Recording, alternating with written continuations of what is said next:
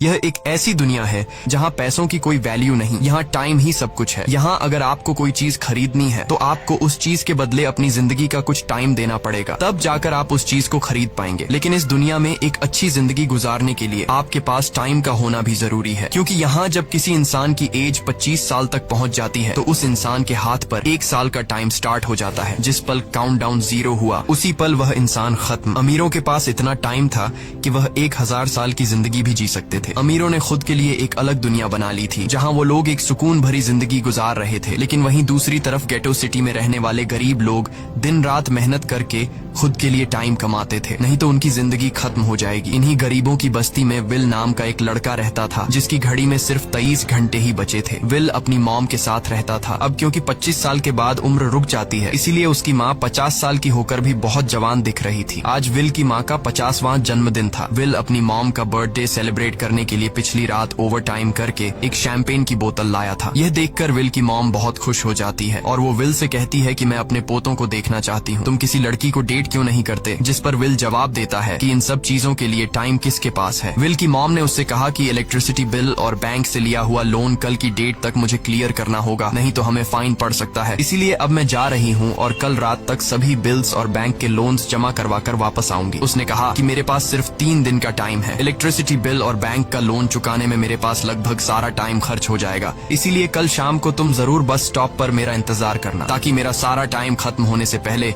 मैं तुमसे कुछ टाइम ले सकूं। इस पर विल ने कहा ठीक है, मैं टाइम पर पहुंच जाऊंगा। जाने से पहले विल की माँ विल के हाथ को छूकर उसकी बॉडी में 30 मिनट ट्रांसफर करती है ताकि विल अच्छा नाश्ता खरीद कर खा सके। इसके बाद दोनों अपने अपने काम पर निकल गए। रास्ते में विल के पास एक छोटी बच्ची आती है। वो विल को एक कैप्सूल देकर विल से उसका थोड़ा सा टाइम मांगती है। विल मुस्कुराते हुए उस छोटी बच्ची को कैप्सूल में अपनी जिंदगी का 5 मिनट का टाइम दे देता है और वह चली जाती है। यहाँ हमें पता चलता है कि यह लोग अपने टाइम को एक कैप्सूल में स्टोर भी कर सकते हैं, जिससे यह लोग कभी भी यूज और ट्रांसफर कर सकते हैं। इसके बाद विल काम के लिए फैक्ट्री पहुंच जाता है। काम शुरू करने से पहले वह कॉफी लेने जाता है, लेकिन वहाँ वह देखता है कि हर एक चीज का दाम डबल हो गया है। जहाँ पहले कॉफी 2 मिनट की मिलती थी, अब उसका प्राइस डबल होकर 4 मिनट हो चुका है। यहाँ पर कभी भी किसी चीज का भी दाम बढ़ा दिया जाता है बिना किसी अनाउंसमेंट के। ये बात विल को बहुत बुरी लगती है। मजबूरी में विल ने भी कॉफी के लिए अपनी जिंदगी के 4 मिनट पे किए और काम पर लग गया। दिन भर के काम के बाद रात के वक्त विल अपने दोस्त के साथ एक बार में जाता है। विल का दोस्त एक नंबर का शराबी था। वह हर वक्त शराब के नशे में टली रहता। विल का दोस्त विल को इशारे में बताता है